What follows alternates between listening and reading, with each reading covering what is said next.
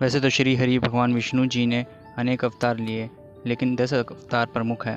पहला है मत्स्य अवतार। सतयुग के आदि राजा सत्यव्रत हुए। राजा सत्यव्रत एक नदी में स्नान कर जलांजलि दे रहे थे। अचानक उनकी अंजलि में एक छोटी सी मछली आई। उन्होंने सोचा वापस इसे सागर में डाल दो, लेकिन मछली ने बोला, आप मुझे सागर में मत डालिए, मुझे बड़ी मछलियाँ खा जाएंगी। राजा सत्यव्रत ने मछली को अपने कमंडल में रख लिया। मछली बड़ी हो गई। राजा ने अपने सरोवर में रखा। तब देखते इतनी मछली और बड़ी हो गई। राजा को समझ आ गई यह कोई साधारण मछली नहीं है। तब राजा ने मछली को वास्तविक रूप में आने के लिए कहा। राजा की प्रार्थना सुन 4 भुजाधारी भगवान विष्णु प्रकट हो गए और उन्होंने कहा कि ये मेरा मत्स्य अवतार है।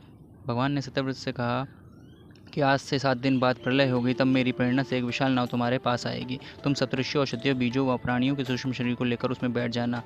जब तुम्हारी नाव डगमगाने लगी तब मैं मत्स्य के रूप में तुम्हारे पास आऊँ। उस समय तुम वासुकी नाग के द्वारा उस नाव को मेरे सींग से बांध देना, जिससे मेरी महिमा, जो परम ब्रह्म नाम से विख्यात है, तुम्हारे हृदय में प्रकट हो जाएगी। तब समय आने पर मत्स्य रूपधारी भगवान विष्णु ने राजा सत्यव्रत को तत्व ज्ञान का उपदेश दिया, जो मत्स्य पुराण नाम से प्रसिद्ध है। कुर्म अवतार। धर्म ग्रंथों के अनुसार भगवान विष्णु जी ने कछुए का अवतार लेकर समुद्र मंथन में सहायता की थी। भगवान विष्णु के कुर्म अवतार को कच्छप अवतार भी कहते हैं।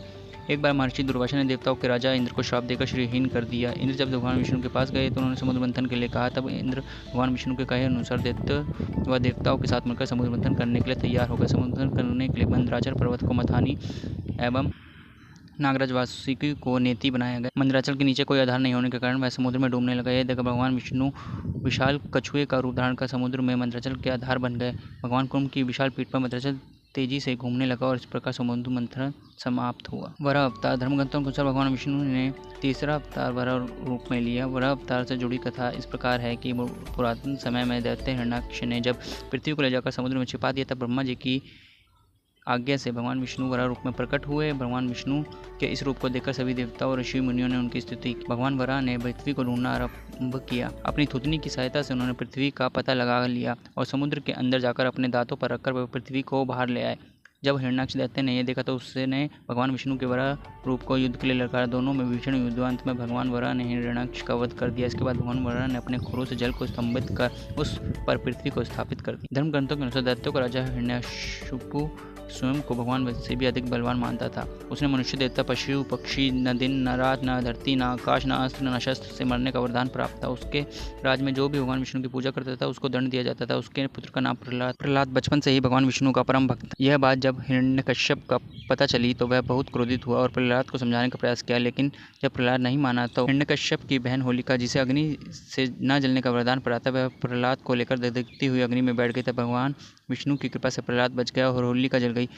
जब हिरण्यकश्यप स्वयं प्रहलाद को मारने ही वाला था तब भगवान विष्णु जी ने नृसिंह का अवतार लेकर खंबे से प्रकट हुए और अपने नखूनों से हिरण्यकश्यप का वध कर दिया। सत्ययुग में प्रहलाद के पौत्र दैत्यराज बलि ने स्वर्गलोक पर अधिकार कर लिया। सभी देवता इस विपत्ति से बचने के लिए भगवान विष्णु के पास गए। तब भगवान विष्णु ने अदिति जी के गर्भ से उत्पन्न होकर वामन अवतार लिया। एक बार जब बलि महान यज्ञ कर रहा था तब भगवान वामन बलि की यज्ञशाला में गए और राजा बलि से 3 पग धरती दान में मांगी। राजा बलि के गुरु शुक्राचार्य भगवान की लीला समझ गए और उन्होंने बलि को दान देने से मना कर दिया, लेकिन बलि ने फिर भी भगवान वामन को 3 पग धरती देने का संकल्प ले लिया। भगवान वामन ने विशाल रूप धारण कर एक पग में धरती और दूसरे पग में स्वर्गलोक को नाप। जब तीसरा पग रखने के लिए कोई स्थान नहीं बचा तो बलि ने भगवान वामन को अपने सिर पर पग रखने को कहा। बलि के सिर पर पग रखने से वह सुतल लोक पहुंच गया। बलि की दानवीरता देखकर भगवान ने उसे सुतल लोक का स्वामी भी बना दिया। इस तरह भगवान वामन ने देवताओं की सहायता कर उन्हें स्वर्ग पुनः लौटाया। प्राचीन समय में महिष्मती नगरी पर शक्तिशाली हयवंशी क्षत्रिय कार्तवीर्य अर्जुन का शासन था। वह बहुत अभिमानी और अत्याचारी भी। एक बार अग्निदेव ने उसे भोजन कराने का आग्रह किया। तब सहस्त्रबाहु ने घमंड में आकर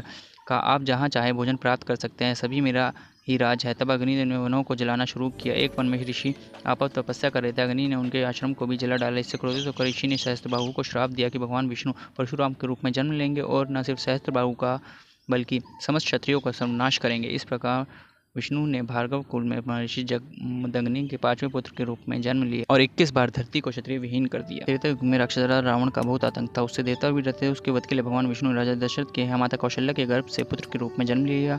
अवतार में भगवान विष्णु ने अनेक राक्षसों का वध किया और मर्यादा का पालन करते हुए अपना जीवन यापन किया। वनवास भोगते हुए राक्षस रावण उनकी पत्नी सीता को हरण करके ले गया। सीता की खोज में भगवान लंका पहुंचे। वहां श्री राम और रावण का घोर युद्ध हुआ जिसमें रावण मारा गया। श्री कृष्ण अवतार। द्वापर युग में भगवान विष्णु ने श्री कृष्ण अवतार लेकर अधर्मियों का नाश किया। भगवान श्री कृष्ण का जन्म कारागार में होता है। इनके पिता का नाम वासुदेव और माता का नाम देवकी। भगवान श्री कृष्ण जी ने अवतार में अनेक चमत्कार किए और दुष्टों का सर्वनाश किया।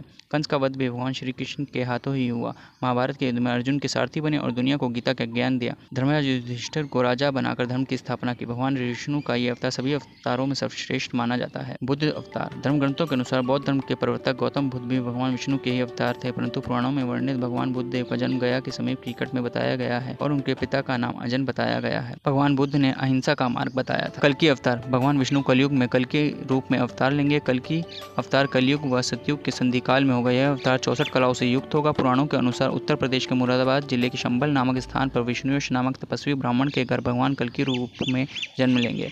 कल्कि देवतक नामक घोड़े पर सवार होकर संसार से पापियों का विनाश करेंगे और धर्म की पुनः स्थापना करेंगे। तभी सतयुग का प्रारंभ होगा।